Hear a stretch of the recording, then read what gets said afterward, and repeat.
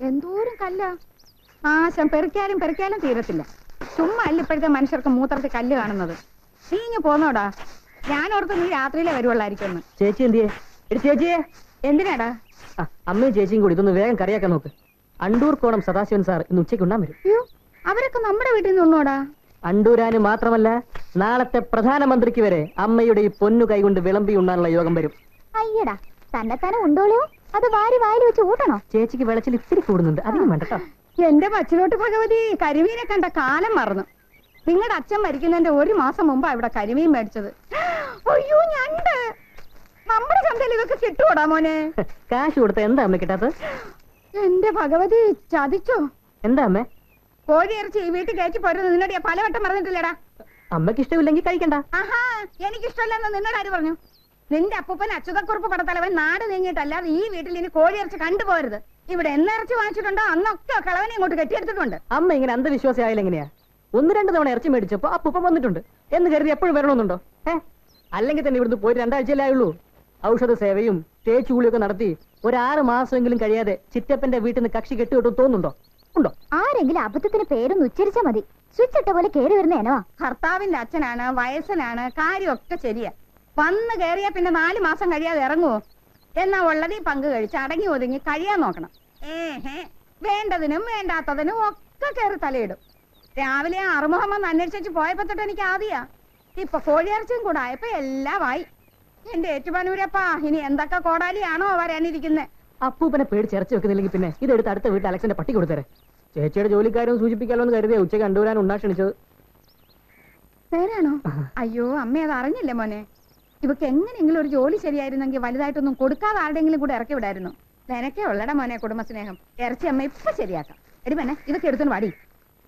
ആ പിന്നെ പടത്തലവും വന്ന് കേറാതിരിക്കാൻ വേണ്ടി മക്കൾ അമ്പലത്തിൽ ചെന്ന് 2 വെടി വെച്ചേച്ചു വാ. തൊഴിൽ രഹിതരും വിദ്യാസമ്പന്നരുമായ പെൺകുട്ടികൾക്ക് തൊഴിലവസരങ്ങൾ സൃഷ്ടിച്ചു കൊടുക്കാൻ ഈ സർക്കാർ പ്രതിജ്ഞാബദ്ധമാണ്. ജലജകുമാരി എത്ര വരെ പഠിച്ചു? BA ടൈപ്പ് ഷോർട്ട് ഹാൻഡ് പാസ്സായിട്ടുണ്ട്. Very good. ഒരു ആപ്ലിക്കേഷൻ എഴുതിയതാ. 3-4 കോർപ്പറേഷൻ നമ്മുടെ കയ്യിലുള്ളതല്ലേ, ശരിയായി കളയാം. ഇറച്ചി വിളമ്പട്ടെ? താറാവാണോ? അയ്യോ, കോഴിയാ. താറാവിനേക്കാൾ എനിക്കിഷ്ടം കോഴിയാ. ഒരു മുഴുത്ത കഷ്ണം നോക്കിട്ടെ. ഓ,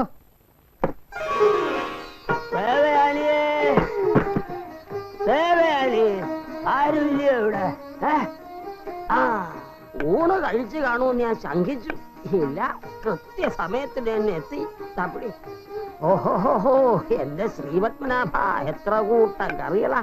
ഇതറിഞ്ഞിരുന്നേ ഞാൻ വയറിളക്കിയേച്ചും വരുമായിരുന്നല്ലോ. ആഹാ, കോഴിക്കറി ഉണ്ടോ? നീ എങ്ങനെ അറിഞ്ഞു ദേവയാനിയെ ഞാൻ ഇന്ന് വരുമെന്ന്?